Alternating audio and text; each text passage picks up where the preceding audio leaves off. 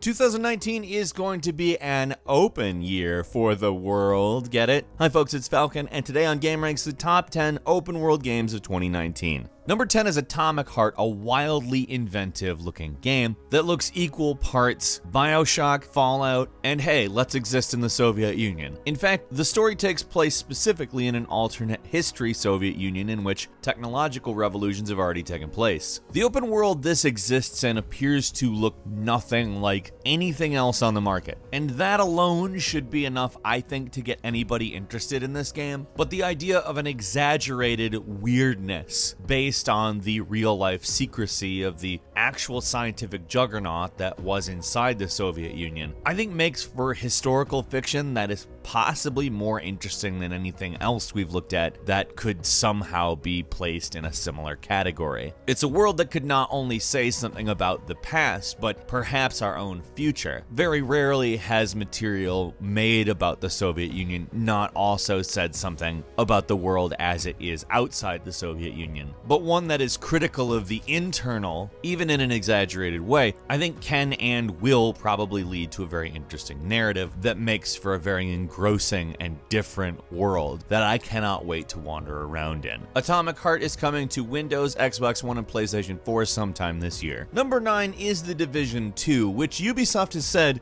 quote, "We've made the open world in Division 2 so alive." Now, I'm going to go ahead and say that's definitely marketing, but it's also a claim that when the game comes out, we can say is either true or false, and that's important. Ubisoft went on to say both enemy factions and the civilians will be out targeting different tactical locations, resources, acting on needs and goals. They really want to focus on making the open world feel kind of like a war zone rather than a place where you do objectives. Of course, that means a more unpredictable aspect to the way things work. And they said, running around the city is really interesting because you don't know what's going to happen around the next corner, and your actions helping the civilians in the world you'll see translate into them becoming more capable, but also their homes will become little fortresses. And I think that stuff sounds pretty cool. Honestly, if your actions actually have an effect on the world in this way, and the world just constantly seems to be happening around you like, you know, the world is, I think The Division 2 could really build on the original into something that we all actually care about a lot more. And that would be very good. Number 8 is Far Cry New Dawn, the first actual narrative sequel in the Far Cry universe, and a very interesting piece of work because, among other things, it is using a modified map of Hope County. Of course, it will be severely modified as it is post-nuclear apocalypse, which to me is quite an interesting prospect. We haven't really experienced the difference between pre- and post-nuclear apocalypse in the same location in any game. Fallout kinda gave us that a little with Fallout 4's intro, but I think this is along the lines of the Far Cry tradition. Using the same map for Far Cry Primal the way that they did, I think kind of translates to this, except for obviously this is going into the future. There's another thing they're doing in this game, which is expedition missions, which take place in different places in the country, meaning you're not going to be in Hope County the entire game, but it seems like these will probably play out as mini open worlds that you can go to and do other things, which I think sounds incredibly good. I am really enjoying that idea. Number 7 is Rage 2, which is very interesting on account the developers have said it's going to be a lot more open world than the original Rage, which is an open world game. It is, however, developed not like an open world game. It's a very linear game that doesn't really take advantage of the open world in the way that it could. I mean, in a lot of ways it is a quality game, but just never went far enough in any direction, I think. Which is funny because the open world in the game is primarily about traveling around. Avalanche is developing this sequel, so I think we all know exactly how that turns out. They're a very good developer when it comes to open world. They are phenomenal at building sandboxes and setting you free in them with lots of tools to cause havoc, and it looks very much like Rage 2 is going to be a lot like that. Number 6 is Days Gone, which actually looks to separate itself pretty significantly. It doesn't want to dizzy you with an absolute ton of side quests and activities, instead giving you gameplay loops and things that you can just engage in, but keeping the actual narrative basically on a single path. They've also given you a motorcycle, which they've promised is a big part of the game. And by that I mean you're going to have to take care of it. You're going to have to park it, hide it, save it, and you can't like whistle to have the horse just come towards you. Wherever the bike is, that's where it is. You run out of fuel, you're gonna need to get some fuel and bring it back. It's not messing around. And neither are the hordes. The hordes literally just exist on the game map, and when you see a horde, you will have to deal with them in a lot of different ways. They aren't like scripted encounters, they just are on the open world, meaning you'll be dealing with the open world in a lot of variable ways. And that sounds really cool because these encounters look amazing. And obviously there will be scripted ones, but to have them just kind of possible at any time is going to give a nice feel to the world. Also, no loading screens, so that's good. Number 5 is Anthem, which is boasting a quote-unquote completely seamless open world. Now, they're certainly not the first to do it, but BioWare is going to be loading and unloading stuff just on a constant basis, so you can continually travel in any direction and never see a load screen. That's of course a very good thing, but what's cool to hear is they're talking about how this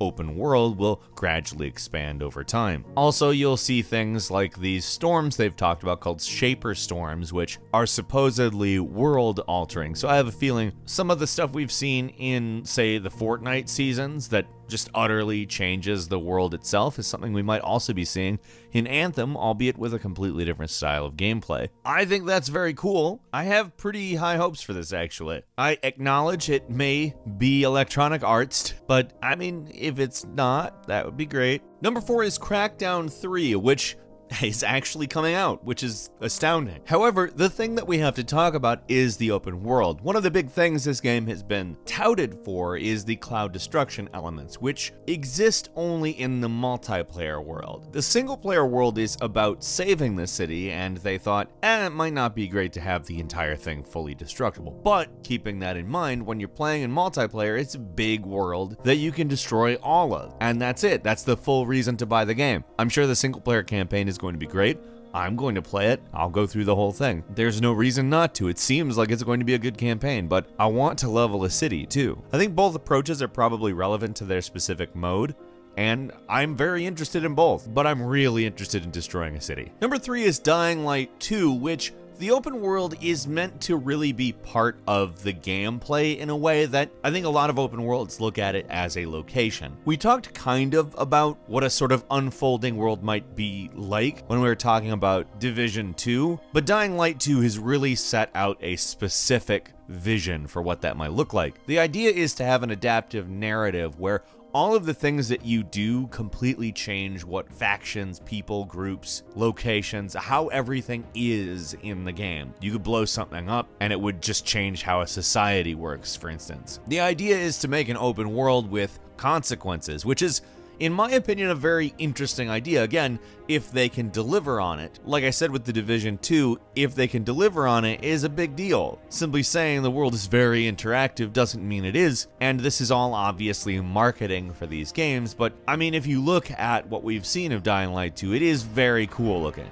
The first one's great, and what they've said of the second one sounds pretty good. Number 2 is The Outer Worlds, which Obsidian has been comparing to Knights of the Old Republic 2, and saying that technically it's not an open world game because there's 2 big planets. They both kind of exist in their own maps, but they technically work out like an open world, and if we're thinking about it, it's probably going to be a lot bigger, both of them, than a lot of traditional open world titles were as they were developing the genre. But it's interesting to see the kind of insight they're giving. They've also talked about how their intent is to make it very New Vegas style as far as exploration and interaction with the locals. This is honestly kind of my big game that I'm really looking forward to, so to see them kind of combine the aesthetics of BioShock and Fallout, put it in space, and talk about Knights of the Old Republic, they're kind of specifically like, hey, Falcon, this is something you want to play, isn't it? We know. And number 1 is, of course, Cyberpunk 2077, what looks to be the biggest open world game possibly at all, in terms of attention it will get. It may be the one that gets all of the attention forever, because they've taken a very condensed vertical approach to the open world. They're giving you as much as they can in the space that they are giving you, and that is very encouraging in my opinion. Really, I don't care how big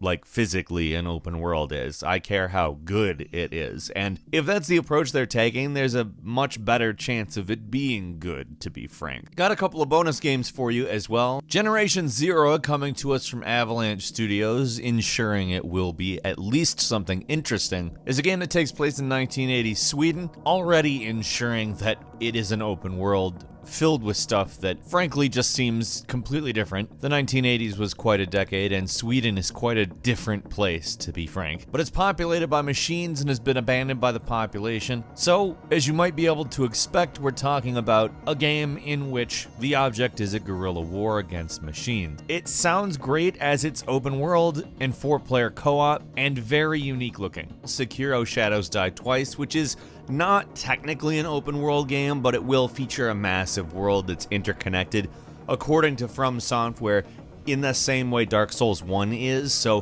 kind of like a Metroidvania, so kind of a path world, so to speak. They're also designing their maps very vertically oriented so that you can take advantage of that grappling hook. Skull and Bones, which is an open sea game, I guess. It's based on the naval segments in the Assassin's Creed games. How can you really go wrong with that? Those segments are wonderful. Except it takes place in an open world. You can go anywhere, do anything. Judgment, which is a game that takes place in the world of Yakuza. In fact, directly in the same open world, same area.